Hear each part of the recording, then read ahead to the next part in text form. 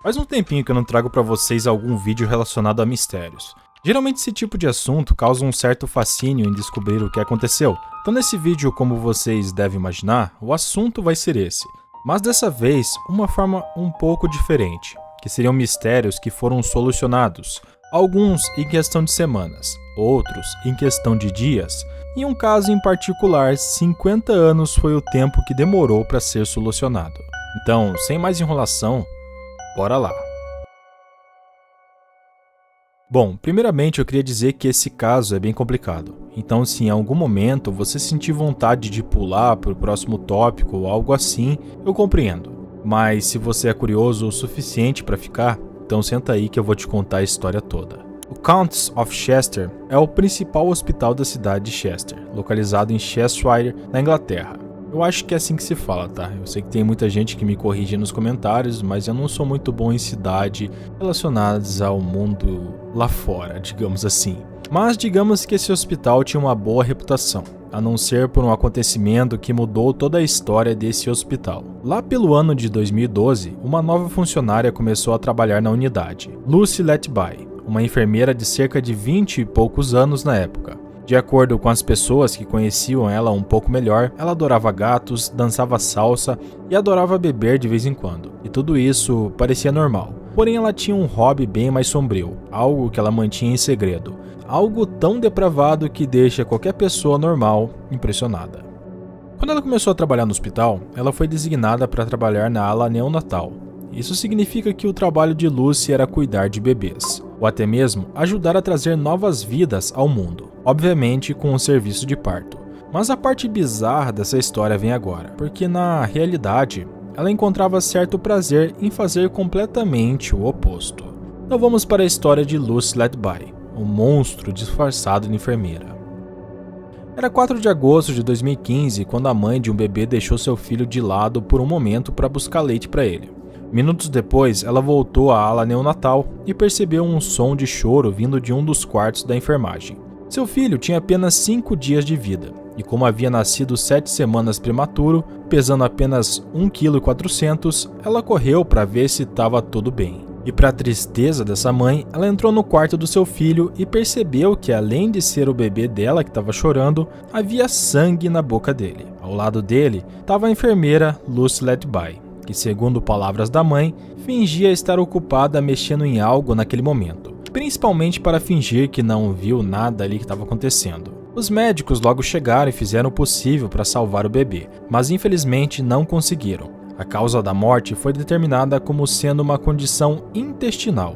Como o incidente não foi considerado suspeito, nenhuma autópsia foi realizada. Apesar de cuidar de alguns dos bebês mais doentes do condado, a ala neonatal do Counts of Chester geralmente contava com apenas 2 ou 3 óbitos por ano. Porém, com a morte desse bebê, já tinha sido o 4º óbito em 2015, sendo que naquele ponto do ano ainda era agosto, ou seja, poderia acontecer mais óbitos. E como você deve imaginar, pois é, começou a acontecer mais casos envolvendo bebês, ou pelo menos tentativas de mais óbitos. Em junho daquele mesmo ano, eles quase perderam outro paciente, um bebê que precisou ser reanimado após adoecer sem explicação. No dia seguinte desse ocorrido, infelizmente esse mesmo bebê perdeu a vida. No mesmo mês, 2 irmãos gêmeos também ficaram gravemente doentes e quase perderam a vida. E assim, até aquele momento, parecia que esses incidentes não tinham nada em comum de certa forma, apenas trágicos acontecimentos. Exceto pelo fato de que Lucy Letby sempre estava de plantão em todas essas ocasiões, mas naquele momento isso foi considerado circunstancial, até porque Lucy era uma enfermeira sorridente, dedicada, que se dava bem com todos os colegas e seu comportamento gentil com os pacientes tornava ela uma das funcionárias mais populares da equipe. Porém, quando um 5º bebê faleceu durante um dos turnos de Lucy em outubro do mesmo ano, algumas suspeitas começaram a aparecer. Porque não eram apenas 5 vidas que haviam sido perdidas, mas sim pela porrada de quase óbito que aconteceram nesse mesmo período. Muitas crianças acabaram desenvolvendo condições inusitadas, como cegueira e dificuldades de aprendizado. Mas nesse momento, a única coisa ligando todos esses eventos era a presença de Lucy Letby na ala, além do fato de que todos os bebês pioraram rapidamente quando ela ficava responsável por eles. Um dos colegas de Lucy, o Dr. Stephen Barry, achou tudo isso muito suspeito e resolveu escrever ao gerente da ala neonatal pedindo que investigassem se ela por acaso não estava envolvida nas mortes que estavam acontecendo. A resposta ao Steven foi que eles acreditavam que Lucy não estava envolvida e que sua presença na unidade durante esses incidentes era apenas uma infeliz coincidência. Nenhuma ação foi tomada naquele momento. Bom, pelo menos não naquele momento, porque em 2016, outro colega de trabalho de Lucy ficou extremamente preocupado ao entrar na sala e encontrar ela observando um bebê que havia parado de respirar. Ela ficou olhando por um bom tempo, sem tomar nenhuma atitude. E felizmente, esse bebê sobreviveu. Quando esse homem resolveu falar sobre isso para a administração do hospital, ele foi instruído a parar de fazer alarde de forma desnecessária. Eles continuavam acreditando que todas as mortes foram naturais. Naquele momento, um dos bebês tinha uma condição intestinal grave e o outro tinha pneumonia, mas o hospital jurava de pé junto que a enfermeira não estava envolvida. Entre março e junho de 2016, outros 3 recém-nascidos quase perderam a vida enquanto estavam sob os cuidados de Lucy. E no final de junho, um incidente aconteceu novamente. No mesmo dia em que Lucy voltou ao trabalho após passar suas férias em Ibiza, ela foi designada para cuidar de 3 recém-nascidos saudáveis. Mas, estranhamente, 2 deles adoeceram de forma inesperada dentro de 24 horas, e nenhum dos 2 sobreviveu. Então, cada vez mais os funcionários do Counts of Chester começaram a compartilhar suas dúvidas em relação a Lucy. O que alguns anteriormente haviam descartado como uma coincidência já não era mais coincidência e sim algo para ficar esperto. Todos os funcionários começaram a se perguntar a causa do súbito aumento na mortalidade infantil. Estava começando a ficar óbvio que alguém estava tirando a vida das crianças, e a mais provável pessoa que poderia estar fazendo isso era a enfermeira Lucy. Depois da morte do segundo trigêmeo, foi realizada uma reunião de emergência. Os membros da equipe que estavam cuidando dos trigêmeos estavam bem abalados naquele dia. Todos eles, exceto adivinhe quem?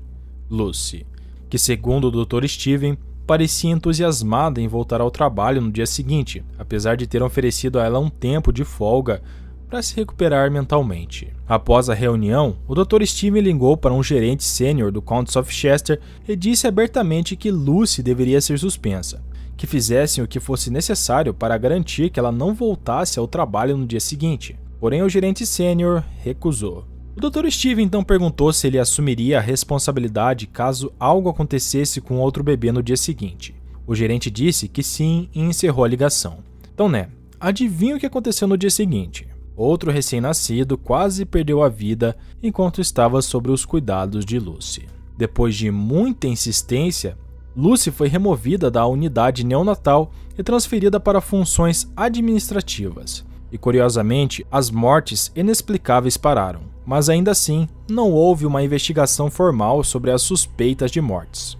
Diversos funcionários continuavam pedindo à alta administração que envolvesse as autoridades. A administração sempre respondia coisas como: medidas estão sendo tomadas, fiquem tranquilos em relação a isso. Qualquer coisa, notificaremos as autoridades. E adivinha, eles nunca contataram as autoridades. Estava claramente evidente que os executivos do Counts of Chester estavam tentando encontrar uma maneira de sair dessa situação sem envolver a polícia e de certa forma protegendo Lucy. Na verdade, eles inclusive aceitaram uma reclamação feita por Lucy contra os funcionários e ordenaram que o Dr. Steven e outros funcionários se desculpassem com ela por suas acusações infundadas.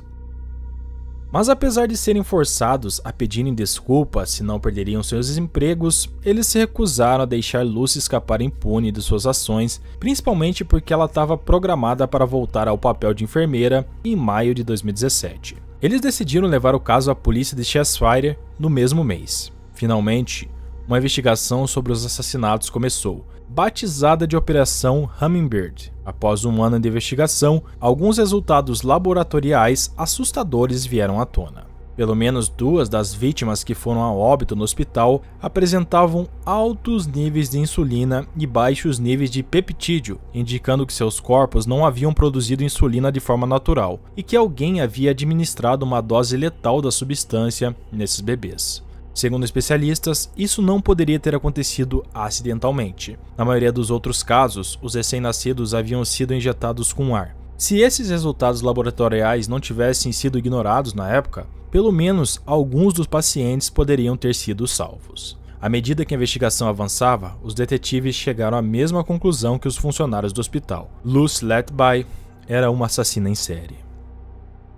Como pode ser observado nessa folha de presença, não seria suspeito se ela estivesse presente em alguns dos incidentes, já que quase todas as enfermeiras estavam. Porém não. Lucy estava presente em cada uma das 25 ocasiões suspeitas em que um bebê colapsou ou faleceu entre meados de 2015 e 2016. Durante esse período, Lucy enviava mensagens de texto para colegas tentando mascarar seu envolvimento, e chegou até a enviar um cartão de condolências aos pais de uma das vítimas, dizendo que eles estavam em seus pensamentos e expressando sua tristeza pela perda. Em 2018, Lucy foi presa em conexão com todas as mortes. Sua casa foi completamente vasculhada e os investigadores encontraram um diário que continha uma nota bizarra, com declarações contraditórias. Em uma linha estava escrito: "Eu não fiz nada de errado", enquanto outras diziam: "Eu matei de propósito. Sou má, fiz isso". Seu histórico de buscas na internet também revelou que ela estava pesquisando.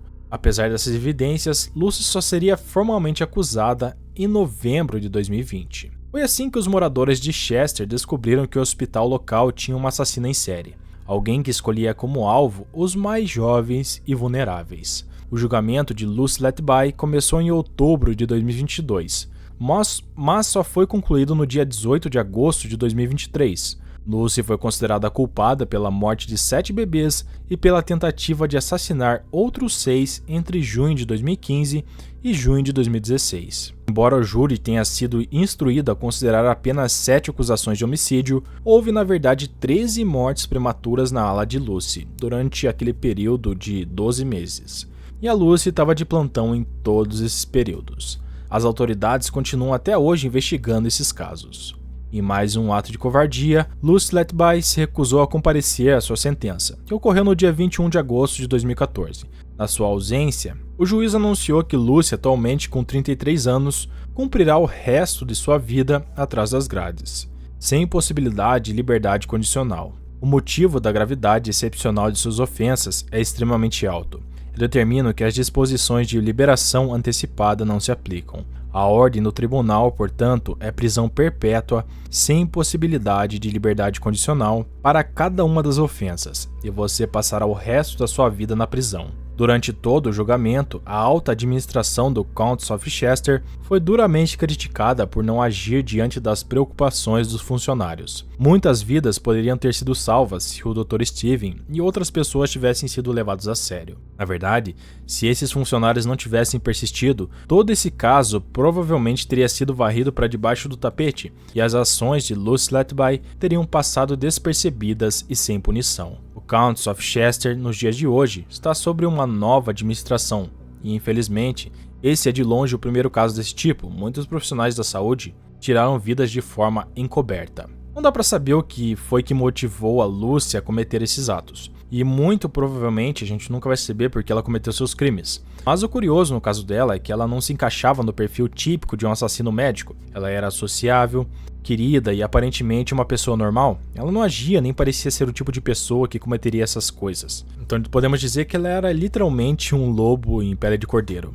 Um monstro de coração frio que ceifou a vida de vários inocentes.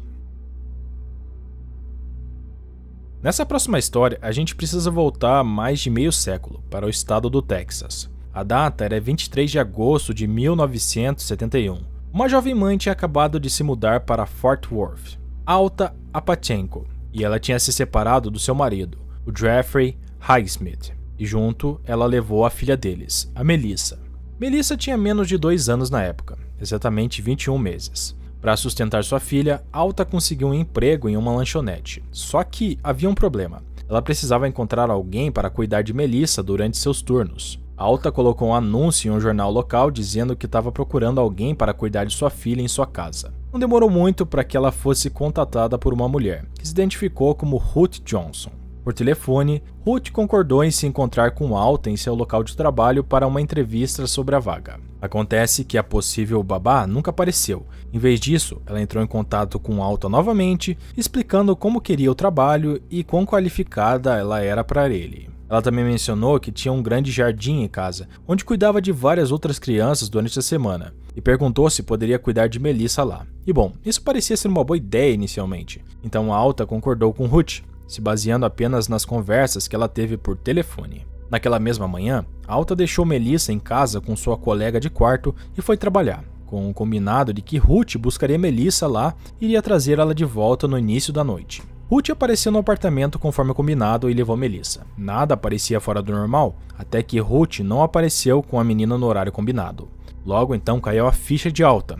Ela não tinha deixado sua filha aos cuidados de uma babá profissional. Ela tinha entregado sua filha a uma sequestradora. Alta contatou as autoridades imediatamente, e uma busca pela babá e pela criança começou rapidamente. No entanto, apesar de muita publicidade local e cobertura da mídia, nenhuma pista plausível apareceu nos momentos iniciais. A colega de quarto de Alta, a única pessoa que havia visto e falado com Ruth pessoalmente, descreveu ela como alguém que parecia e agia como uma mulher comum, exceto por um detalhe. Essa Ruth Johnson estava usando um par de luvas brancas em um quente dia de agosto no Texas. Como costuma acontecer em casos como este, muitas suspeitas foram levantadas contra a própria mãe de Melissa, porque algumas pessoas começaram a teorizar que ela era responsável pelo desaparecimento de sua filha e que havia feito algo terrível com ela. Afinal, ela havia se separado do marido não fazia muito tempo. Então isso poderia ter sido algum tipo de ato de vingança, uma forma de Alta se vingar do seu marido? Afinal, que mãe confiaria sua filha aos cuidados de uma desconhecida? E não apenas uma desconhecida, mas alguém que já tinha agido de forma suspeita ao não comparecer a um encontro previamente combinado. Ainda assim, nenhuma acusação foi feita contra a própria Alta. Com o passar das décadas, o paradeiro de Ruth Johnson e de Melissa permaneceram como um mistério. Embora o caso tenha sido deixado de lado e as pistas tenham desaparecido por completo, os pais de Melissa nunca pararam de procurar por sua filha. Eles deram entrevistas para jornais e programas de televisão. O tempo passou e, com novas tecnologias, surgiram novas maneiras de divulgar a história de Melissa. Eventualmente, eles participaram de podcasts falando sobre o caso e tentando espalhar ainda mais esse caso. Eles sempre lembravam de Melissa no dia de seu aniversário, celebrando a data como se ela ainda estivesse com eles. Quando houve um relato de um possível avistamento dela na Carolina do Sul, os membros da família fizeram uma jornada de mais de 1.600 quilômetros para investigar por conta própria. Mas acabou sendo um alarme falso. E isso de fato mostrou que os familiares de Melissa nunca desistiram de encontrar ela. Mas parecia que as chances de Melissa e seus pais se reencontrarem pareciam ficar cada vez menores. Para as autoridades, nenhuma pista sólida tinha surgido. Porém, tudo isso mudou em 2022, mais de 50 anos após Melissa ter sido levada, quando seu pai Jeffrey começou um novo projeto, criar sua árvore genealógica. Depois de se inscrever em um site, Jeffrey enviou uma amostra de seu DNA no final de 2022, na esperança de encontrar algumas conexões familiares. Os resultados que chegaram para ele foram bem estranhos. Parecia que já havia correspondências no banco de dados para 3 indivíduos desconhecidos, e com base em suas fortes semelhanças genéticas, essas pessoas só poderiam ser seus netos. O que, é claro, para Jeffrey não fazia sentido. Sua única filha havia sido roubada dele há 5 décadas antes. Após fazer algumas pesquisas, Jeffrey descobriu que a mãe de seus supostos netos era uma mulher de cerca de 50 anos chamada Melanie Walden. Para sua surpresa, ela morava a menos de 20 minutos de carro de Fort Worth. Jeffrey entrou em contato com Melanie por e-mail e convenceu ela a fazer um teste de DNA. Quando a amostra dela foi finalmente analisada e comparada com a de Jeffrey, não restaram mais dúvidas. Melanie Walden era na verdade Melissa Highsmith. E durante a maior parte de sua vida, ela viveu a poucos passos da família de quem havia sido tirada. A revelação de que Melissa, agora Melanie, ainda estava viva causou um grande impacto na comunidade local. Melissa havia sido criada por uma família substituta, que ela sempre acreditou ser sua família biológica. Ela imediatamente confrontou sua mãe, ou melhor, a mãe que criou ela, e exigiu a verdade. Essa mulher admitiu que Melanie era de fato Melissa e afirmou que havia comprado ela de uma mulher por $500 em 1972. Não está claro até hoje a quão verdadeira é essa história, porque embora ela alegue ter comprado Melissa, não há provas definitivas de que ela não era, na verdade, a babá que sequestrou ela inicialmente, a Ruth Johnson. Independentemente disso, devido ao prazo de prescrição do caso ter expirado, nenhuma acusação foi feita contra ela ou qualquer outra pessoa. Embora Melissa não tenha falado muito sobre sua criação, parece que não foi uma infância feliz. Ela acabou fugindo de casa aos 15 anos e ensinou que teve que fazer o que era necessário para sobreviver. Em 2023, 51 anos após ter sido levada, Melissa finalmente voltou para os pais biológicos e foi, no mínimo, um reencontro emocionante. Embora à primeira vista essa seja uma história feliz de uma família reunida, há muitas controvérsias. Para Alta, ela foi finalmente absolvida das acusações que pairavam sobre ela desde o desaparecimento da filha, mas perdeu quase toda a vida de Melissa. Para Jeffrey, ele voltou a ter contato com sua filha, mas que infelizmente não tinha nenhuma memória dele. E para Melissa, ou Melanie, toda a sua história de vida foi virada de cabeça para baixo. É difícil imaginar como ela deve ter se sentido, já que foi levada tão jovem de casa, e ela e seus pais biológicos não têm memórias compartilhadas nos dias de hoje. Eles não têm experiências juntas, nenhum evento familiar ou momentos marcantes que celebraram ou lamentaram juntos. Por outro lado, a mulher que criou Melissa, a mulher que ela chamou de mãe por toda a sua vida, ou sequestrou ela ou comprou ela, mantendo sua verdadeira identidade em segredo por 5 décadas. Felizmente, da parte de Melissa, ela acabou enxergando o melhor da situação. Ela disse a alguns portais de notícia que planeja mudar seu nome de volta para Melissa e até mesmo renovar seus votos de casamento com o marido, para que seus pais biológicos tenham a oportunidade de ver ela se casar. Só espero que eles possam aproveitar o tempo que eles têm para se conhecerem, sem se prender aos pensamentos de como suas vidas poderiam ter sido diferentes se Melissa nunca tivesse sido levada. Com a população atual de um pouco mais de 500 mil de pessoas, a Tasmânia é de longe o estado menos populoso da Austrália. Nesse local, morava Dale Nicholson, um homem de 61 anos, natural de New Norfolk. Na tarde de 10 de dezembro de 2016, Dale tinha conversado com um amigo pelo telefone. Eles falaram casualmente sobre seus planos, com Dale mencionando que iria pescar. Depois dessa conversa, ele nunca mais foi visto.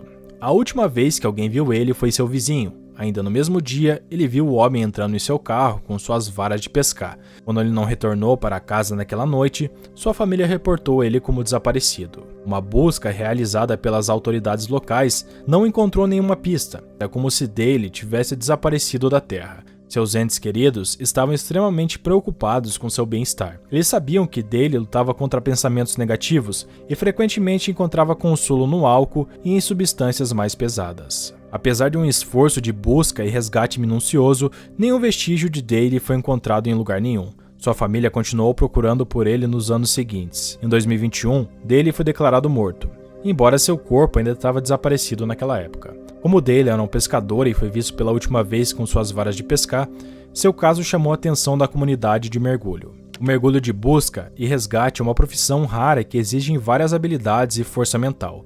Isso não apenas devido à natureza perigosa do trabalho. O trabalho normalmente envolve mergulhadores localizando e recuperando restos humanos. Então, tirando aquelas pessoas que fazem isso como carreira, há vários mergulhadores que começaram a trabalhar com as famílias de pessoas desaparecidas. Famílias que temem que seus entes queridos sumiram na água em algum lugar e sentem que as autoridades são incapazes de encontrar essas pessoas. Existem vários canais no YouTube criados por mergulhadores que exploram lagos e rios, e é impressionante quantas pessoas desaparecidas eles encontram escondidas em locais que milhares de pessoas passam todos os dias. Os mergulhadores que assumem esses tipos de casos geralmente oferecem seus serviços gratuitamente. Eles não buscam ganho monetário, apenas querem ajudar as famílias deixadas para trás e dar uma notícia do paradeiro da pessoa desaparecida. Dan Dive, um youtuber australiano, é um desses homens, e junto com seu colega americano Bill McIntosh, os dois viajaram para a Tasmânia, onde Dale Nicholson havia sido visto pela última vez. Mas acontece que em janeiro desse ano, os dois estavam, na verdade, buscando por outra pessoa desaparecida chamada Nicholas Salas.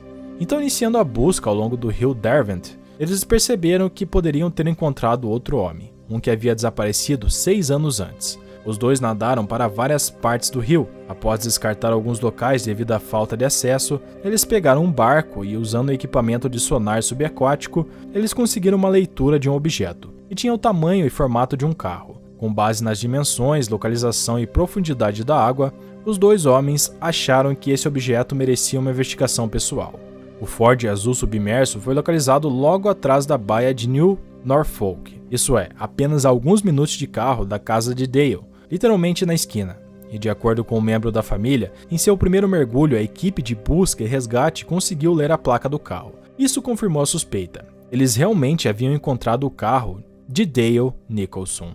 E o mais surpreendente, eles notaram algo no banco da frente do veículo. Alguns restos humanos. Então, sem muita enrolação, eles levaram as informações para as autoridades locais e, frequentemente em casos como esse, as autoridades não são muito receptivas quando amadores se envolvem. Há uma infinidade de vídeos de mergulho no YouTube onde a polícia reage com hostilidade sempre que sua investigação é resolvida por pessoas que não trabalham na organização. Talvez porque na mente deles, esses youtubers acabam expondo a polícia e colocando eles como incompetentes. Inclusive teve um caso que um desses mergulhadores do YouTube até foram presos por suas ações. Mas felizmente para o canal Down Under no YouTube, agora conhecido como Down Under Search and Rescue, esse não foi o caso. Tanto Dan quanto Bill concordaram que a polícia da Tasmânia agiu profissionalmente depois que eles foram abordados. A polícia removeu uma série de barreiras que haviam sido erguidas desde que Dale desapareceu e conseguiu acesso à beira da água para recuperar o veículo. E assim,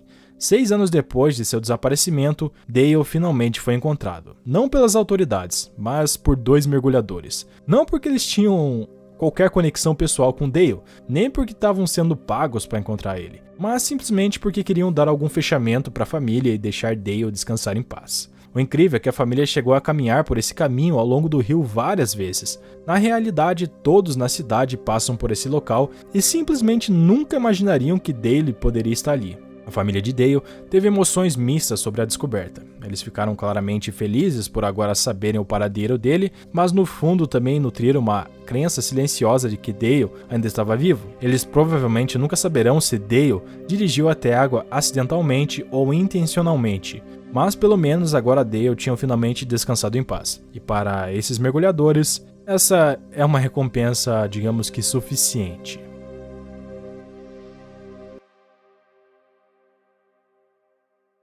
E é dessa forma que a gente termina esse vídeo. O que vocês acharam desses mistérios resolvidos aí de certa forma? Deixem aí nos comentários. Enfim, que Jesus abençoe a vida de vocês, um excelente início de ano, porque eu acredito que eu vou postar esse vídeo depois que passar o ano novo, e até a próxima.